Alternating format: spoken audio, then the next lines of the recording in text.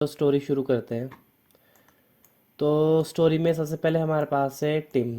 ठीक है, दो किरदार है इस स्टोरी के अंदर। एक का नाम टिम है और एक का नाम होक्कन है। ठीक है, एक का नाम होक्कन है। तो टिम और होक्कन दोनों आपस में फ्रेंड है।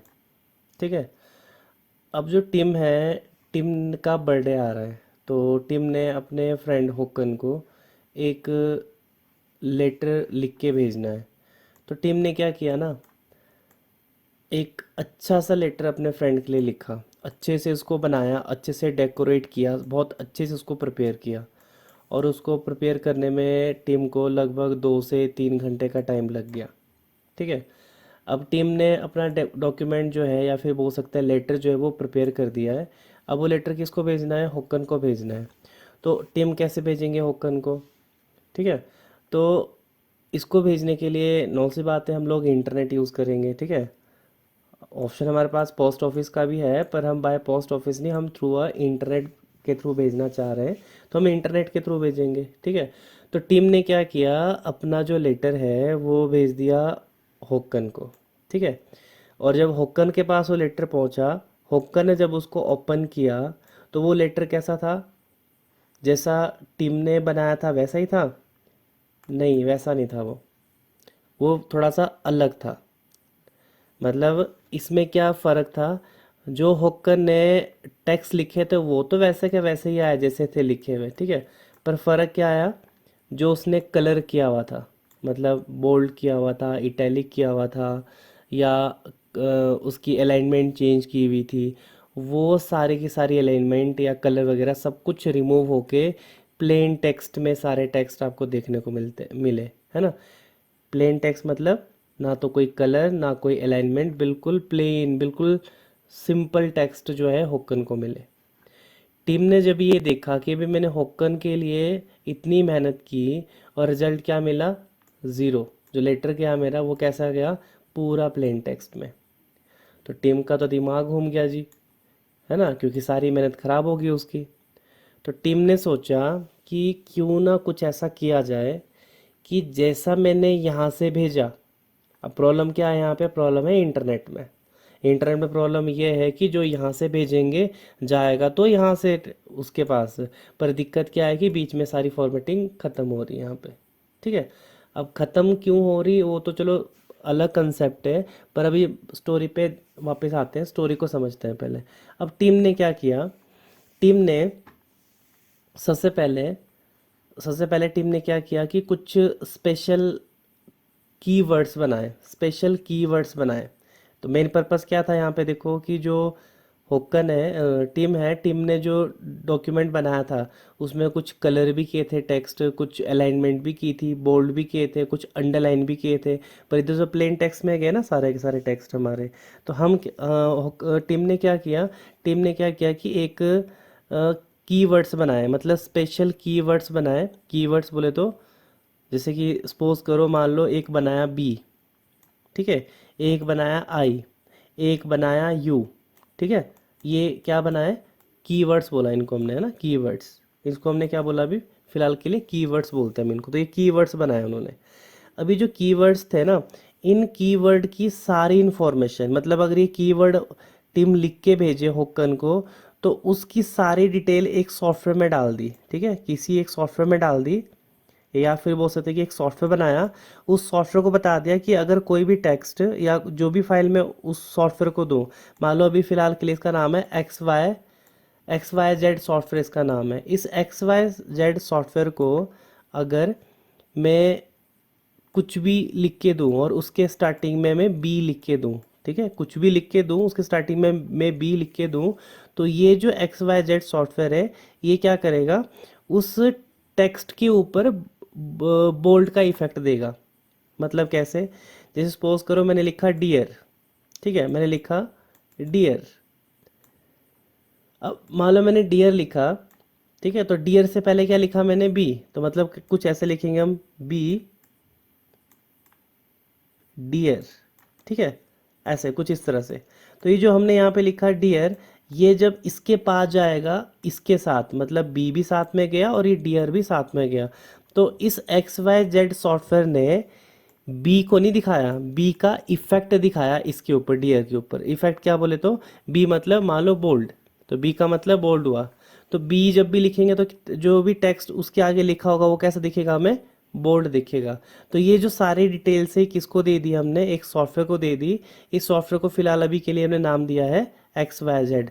तो टिम ने सबसे पहले क्या बनाए, कीवर्ड्स बनाए। ठीक है, क्या बनाए, कीवर्ड, जैसे कि बोल्ड, इटैलिक, अंडरलाइन के लिए, है ना। ऐसे अलग अलग और भी बहुत सारे कीवर्ड्स बनाए। जब ये बहुत सारे कीवर्ड्स बना दिए और उसकी सारी डिटेल इस एक्स वाई जेड सॉफ्टवेयर को दे दी, तो उससे क्या हुआ कि जब दोबारा टीम ने फिर से वही लेटर लिखा और उससे पहले ये कीवर्ड्स यूज़ किए, और वो कीवर्ड्स यूज़ करने के बाद जब वो डॉक्यूमेंट इस एक्स वाई जेड सॉफ्टवेयर में ओपन करके देखा, तो रिजल्ट क्या मिला हमें, रिजल्ट हमें ये मिला कि जो भी टेक्स्ट उसने वहाँ लिखे थे वैसे के वैसे ही यहाँ पे आए। मतलब टीम जैसे चाह रहा था कि ये टेक्स्ट बोल्ड आए, ये इटैलिक आए, ये अंडरलाइन आए, वो वैसे के वैसे ही यहाँ पे आ रहे थे। ठीक है, तो अब टीम ने क्या किया, टीम ने सोचा कि मेरी प्रॉब्लम तो सॉल्व हो चुकी है, जैसा मैं चाह रहा था वैसा हो चुका है। अब मैं जो भी लेटर होक्कन को भेजूंगा उसको भी वैसा ही दिखेगा जैसा मैं चाह रहा हूँ। ठीक है, तो अब देखो प्रॉब्लम ये है यहाँ पे कि उसने बना तो दिया, पर ये जो एक्स वाई जेड सॉफ्टवेयर है ये सिर्फ टीम के पास है। तो टीम ने सबसे पहले क्या किया, ये जो सॉफ्टवेयर है ये दिया होक्कन को। ठीक है, ये किसको दिया, होक्कन को।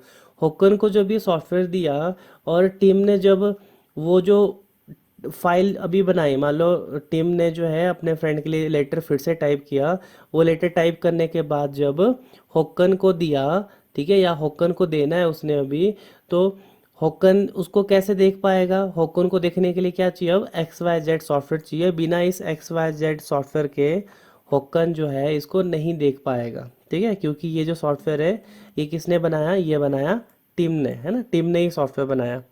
अब टीम को यहाँ पे प्रॉब्लम क्या आई, उसने ये तो बना दिया, क्या बना दिया, डॉक्यूमेंट तो बना दिया, सॉफ्टवेयर भी बना दिया। अब प्रॉब्लम उसको ये आई टीम को कि भी मैंने बना तो सब कुछ दिया, अब इसको भेजूँ कैसे, होक्कन को भेजूँ कैसे। ठीक है, तो होक्कन को भेजने के लिए, ठीक है, होक्कन को भेजने के लिए क्या किया, होक्कन को भेजने के लिए टीम ने जो है वो एक चीज़ बनाई। क्या बनाया, अब देखो डॉक्यूमेंट रेडी है भेजने के लिए। ठीक है, यहाँ से भेजना है, किसके लिए भेजना है, होक्कन के लिए भेजना है। अब होक्कन कैसे जुड़ा हुआ टीम के साथ, इंटरनेट के थ्रू जुड़ा हुआ।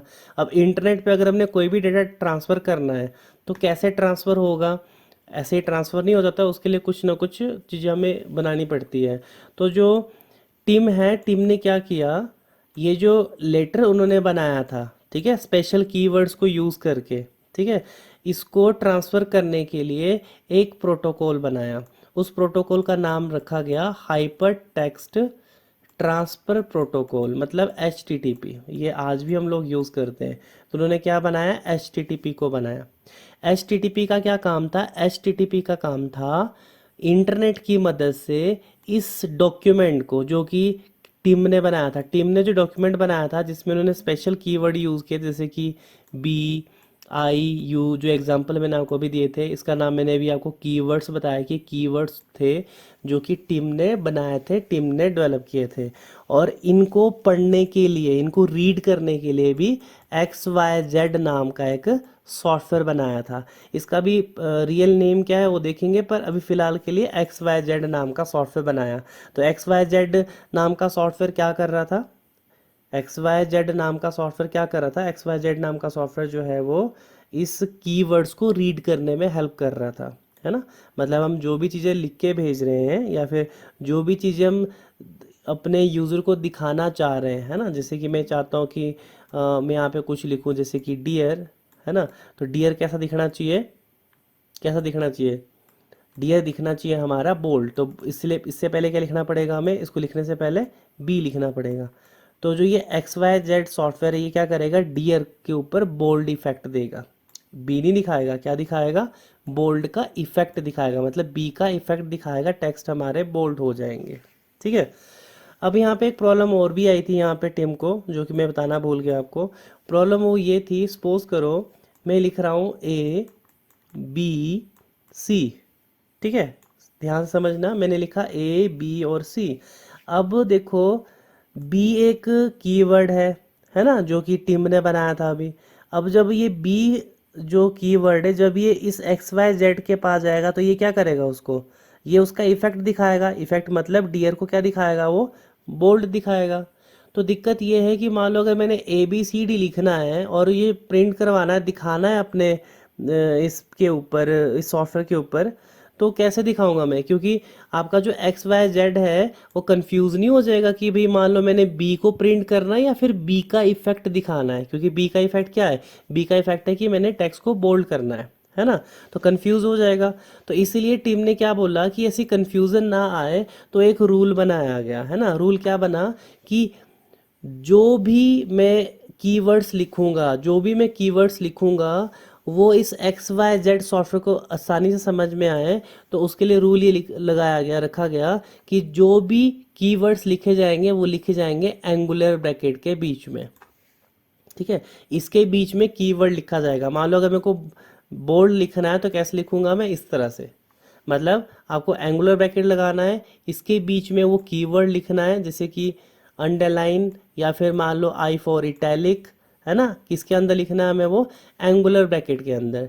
अब जो भी चीज़ एंगुलर ब्रैकेट के अंदर होगी, ये जो एक्स वाई जेड नाम का सॉफ्टवेयर है ये समझ जाएगा कि भाई ये चीज़ क्या है, आपका कीवर्ड है। ठीक है, ये जो चीज़ बनी, ये जो हम अभी पढ़ रहे हैं, सारी चीज़ें देख रहे हैं, सारी चीज़ें, ये जो चीज़ बनी, ये चीज़ क्या बनी थी? ये बनी थी HTML। ये क्या बनी थी? HTML। ठीक है, मतलब टीम ने क्या बनाया? टिम बर्नर्स-ली ने क्या बनाया? उन्होंने बनाया HTML को। ठीक है, HTML को बनाया। अब HTML के अंदर ये क्या चीज़ है जो हमने अभी डिस्कस की ऊपर, इनको बोला गया है टैग। इनको बोला जाता है टैग, जिनका नाम मैंने अभी कीवर्ड बोला आपको। ये क्या होती है? सारी टैग्स होती है। ठीक है, अब टैग क्या करती है जी?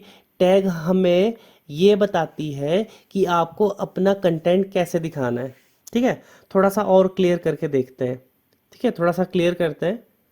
तो देखो ध्यान से कि अब हमें समझ में आएगा कि टिम बेर्नर्स-ली ने क्या बनाया? HTML बनाया। ठीक है, अगर हमसे कोई पूछता है कि व्हाट इज HTML, तो HTML क्या है? HTML is a hyper text markup language. ये एक लैंग्वेज है जो वेब पेजेस को बनाने के लिए यूज़ की जाती है। जो वेब पेजेस हमारे बनते हैं वो किस में बनते हैं? उसका जो बेसिक स्ट्रक्चर तैयार होता है वो आपका HTML में होता है, हाइपर टेक्स्ट मार्कअप लैंग्वेज में होता है। मतलब टीम को अगर अपना कोई भी डॉक्यूमेंट हॉकन को भेजना है इंटरनेट के थ्रू और वो कलरफुल जाए, ठीक है, तो कलरफुल वो तभी पॉसिबल हो पाएगा जब उसको HTML में लिखा जाएगा। ठीक है, तो टिम बेर्नर्स-ली ने सबसे पहली चीज़ क्या बनाई? HTML बनाई। तो HTML के अंदर क्या बनाया उन्होंने? टैग बनाई। यस, HTML के अंदर क्या बनाया उन्होंने? टैग बनाई। ठीक है, और हम समझ चुके हैं कि जो टैग होती है उसको कैसे आइडेंटिफाई करते हैं। दिखती कैसी है टैग? दिखती है जी हमारी एंगुलर ब्रैकेट के बीच में। एंगुलर ब्रैकेट के बीच में क्या लिखा जाएगा? टैग का नाम लिखा जाएगा। जो भी टैग होगी वो लिखी जाएगी एंगुलर ब्रैकेट के बीच में। अब एंगुलर ब्रैकेट में क्यों लिखी जाएगी आपको अभी बताया मैंने। जो एक सॉफ्टवेयर की बात हम अभी तक हम कर रहे हैं, इसका नाम था X Y Z. X Y Z ये जो सॉफ्टवेयर है, ये एक्स वाई जेड सॉफ्टवेयर को आज हम लोग जानते हैं वेब ब्राउज़र के नाम से, है ना। Web browser. तो जो वेब ब्राउज़र है वो क्या है? वेब ब्राउज़र एक सॉफ्टवेयर है, ठीक है, जिसकी मदद से हम अपने वेब पेजेस को, ठीक है, क्योंकि HTML किसके लिए यूज़ होता है? HTML यूज़ होता है वेब पेजेस को बनाने के लिए। तो वेब पेजेस को रीड कौन करता है? इसको ओपन कौन करता है? इसको पढ़ कौन पाता है? कौन पढ़ पाता है? आपका वेब ब्राउज़र। अब वेब ब्राउज़र क्यों पढ़ पाता है? क्योंकि टिम बर्नर्स-ली ने जब इसको इन चीज़ों को बनाया था तो इस सॉफ्टवेयर में, इस वेब ब्राउज़र में पहले ही बता दिया था कि जब भी मैं कोई वेब पेज बनाऊं तो उसमें मैं क्या यूज़ करूंगा? मैं यूज़ करूंगा जो उसके अंदर टैग्स को यूज़ करूंगा, है ना। अब टैग के बारे में इसको कैसे लगेगा पता? तो आपको अभी बता दिया है, जो भी टैग होगी वो किस में लिखी जाएगी? एंगुलर ब्रैकेट के बीच में लिखी जाएगी। ठीक है, अब जो भी चीज़ एंगुलर ब्रैकेट के बीच में लिख दी गई वो वेब ब्राउज़र को उसको पढ़ लेगा और वेब ब्राउज़र क्या करेगा? उसका इफेक्ट दिखाएगा।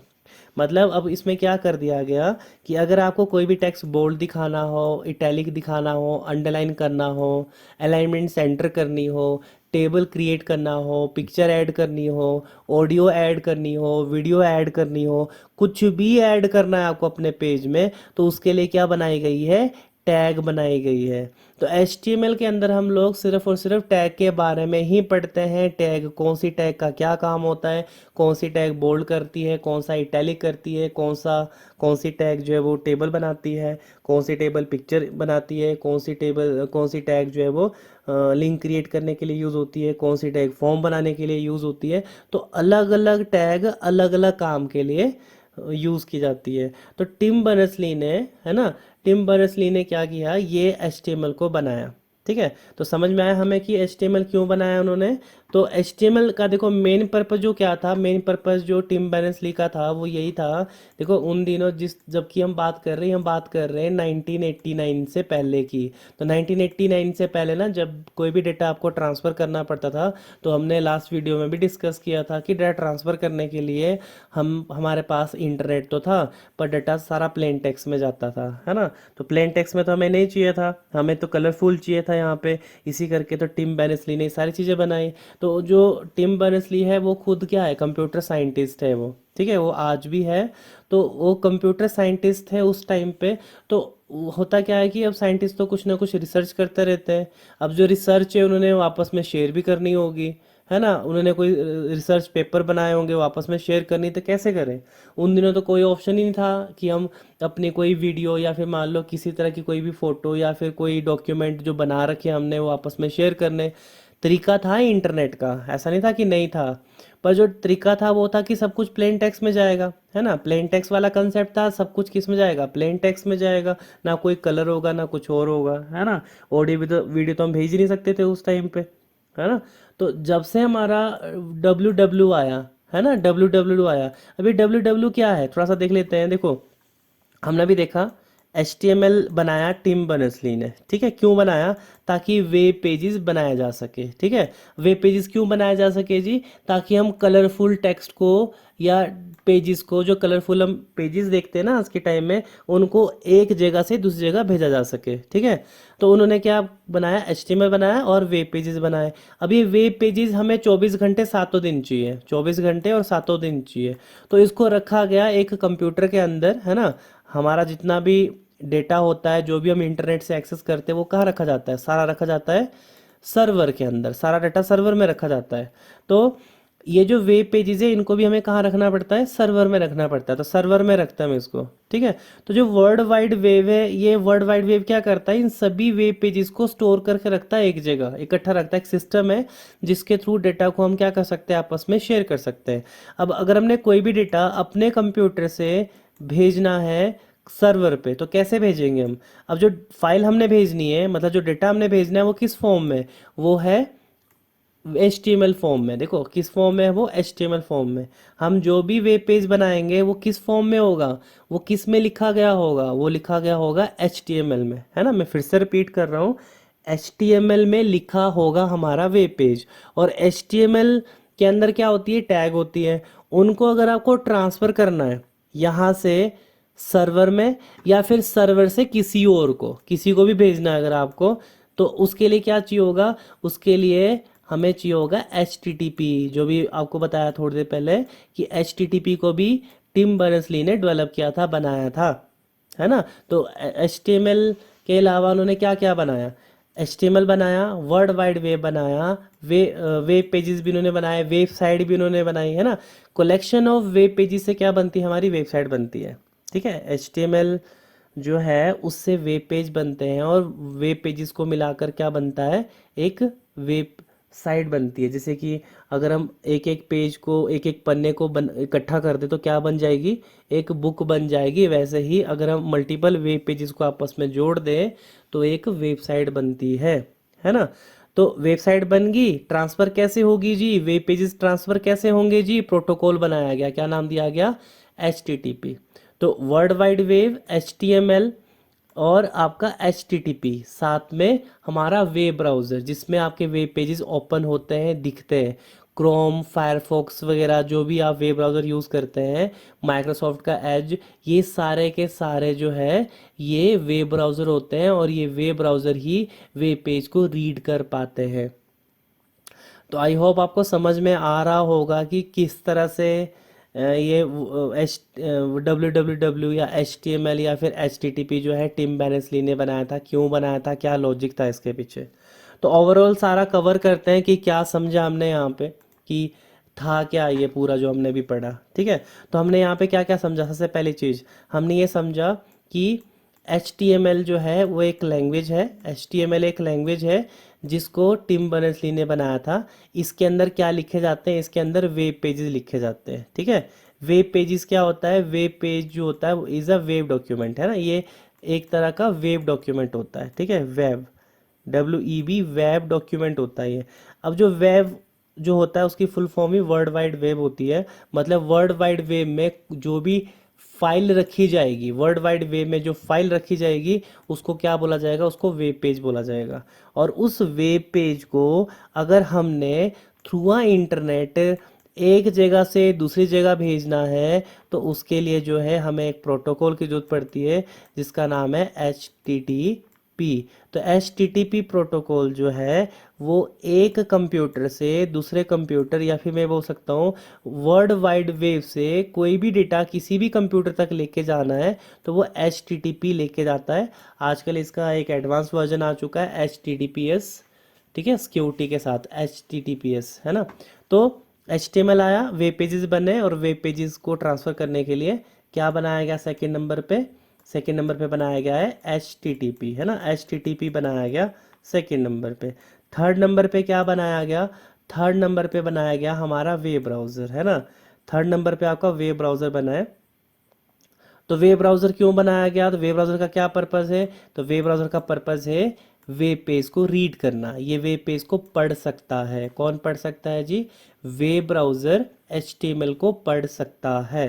ठीक है, इसके अलावा, ठीक है, HTML HTTP के अलावा और फोर्थ चीज़ क्या बनी थी यहाँ पे, बना था वर्ल्ड वाइड वेब, जो कि हम समझ चुके होंगे। World wide web is a collection of information. तो वर्ल्ड वाइड वेब में जो भी डेटा रखा है वो किस फॉर्म में रखा है, in the form of web pages. और उस वेब पेज को बनाने के लिए हम क्या यूज़ करते हैं, HTML। ठीक है, तो अगली वीडियो के अंदर हम HTML के बारे में बात करेंगे। HTML में टैग्स क्या होती है, कैसे लिखी जाती है, और HTML पेज का बेसिक स्ट्रक्चर भी डिफाइन करेंगे। आपको ये हमारी वीडियो अच्छी लगी हो तो लाइक एंड सब्सक्राइब करना ना भूलें। Thank you for watching.